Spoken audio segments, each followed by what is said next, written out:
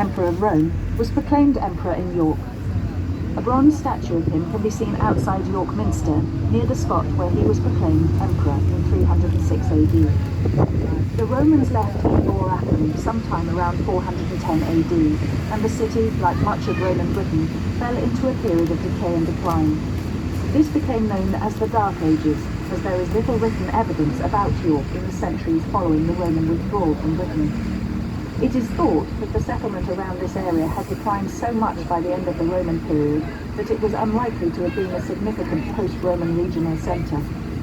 The withdrawal of the Roman legions from York around 410 AD left the city at the mercy of the Anglo-Saxons. The Saxons seem to have settled into Roman York without changing the city too much.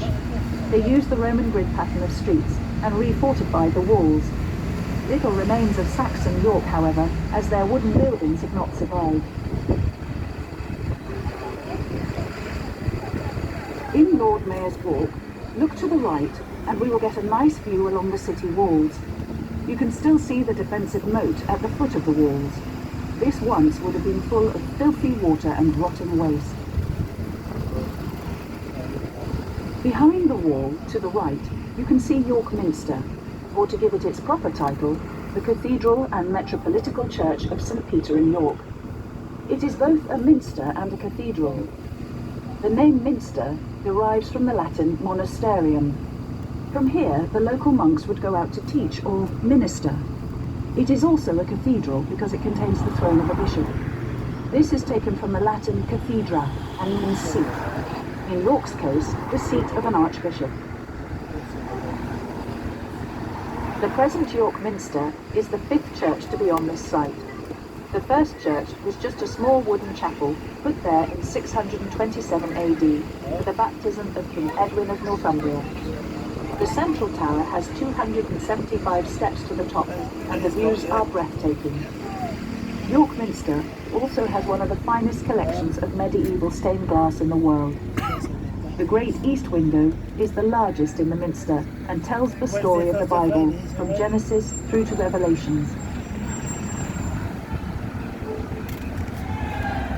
Keep looking on your right, and as we turn, you will see Monk Bar, which is the tallest of York's gateways, standing at 63 feet, or 19.2 metres in height. On the top stand life-size stone figures known as the Wild Men of York. Legend says they will come alive and throw their boulders down onto anybody daring enough to attack the city. Monk Bar has the only working portcullis on any of York's gateways. A portcullis is a big gate that can be lowered when the city is under threat. The last time it was lowered was in 1953 to celebrate the coronation of Queen Elizabeth II. The gate came down brilliantly, but got stuck when it dug into the road below. It took days to raise it back up, so it's never been dropped down since. We still claim it works, though.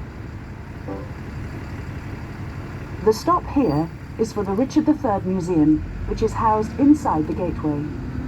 The Richard III Museum tells the story of his life and death. William Shakespeare's play depicts Richard III as a thoroughly bad king who murders his nephews in the Tower of London. But there are many who think that Shakespeare was wrong.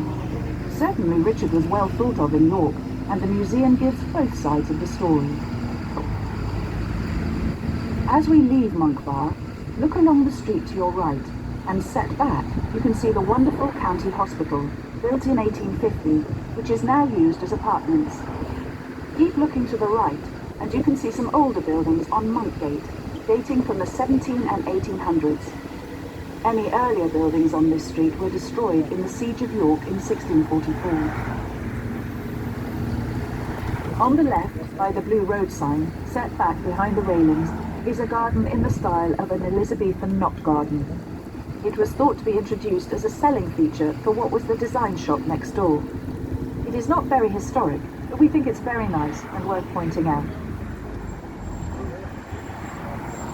If we were to follow the road ahead of us across the roundabout for about 10 miles, we would come to Castle Howard, a stately home dating back to about 1700. Castle Howard is where the period drama Brideshead Revisited was filmed. With its elegant house, beautiful gardens and lake, it is well worth a visit. moving into Foss Bank and running alongside York's second river, the Foss, on our left. It probably gets its name from the Latin word fossa, which means ditch or stream.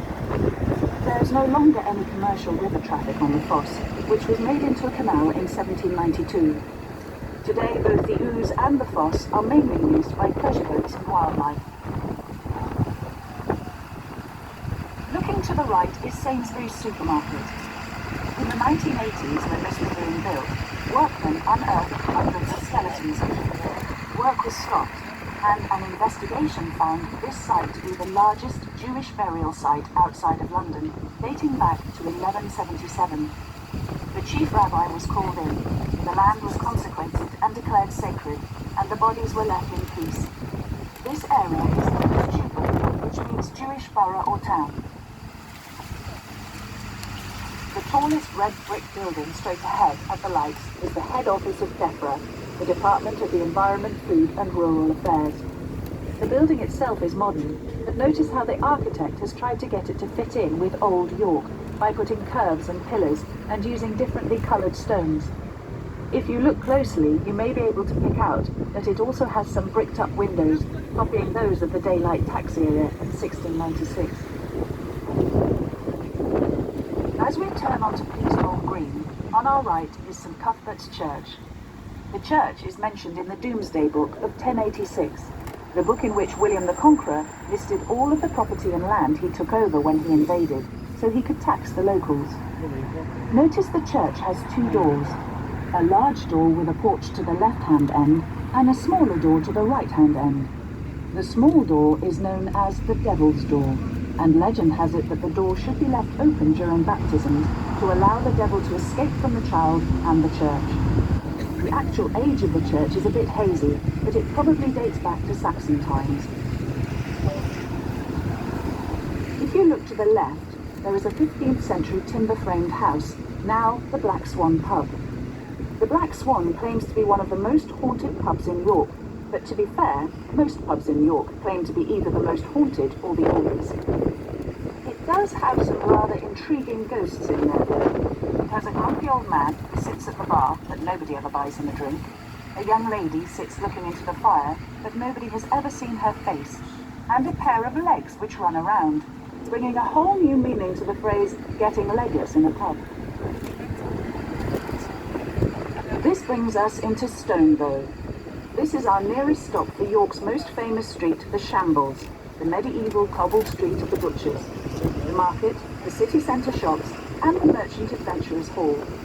Please alight here for any of these places. The Merchant Adventurers Hall, which unfortunately we do not pass on our tour, can be found by alighting here and turning left into Fossgate just ahead, and then you will find the entrance about 1 minute's walk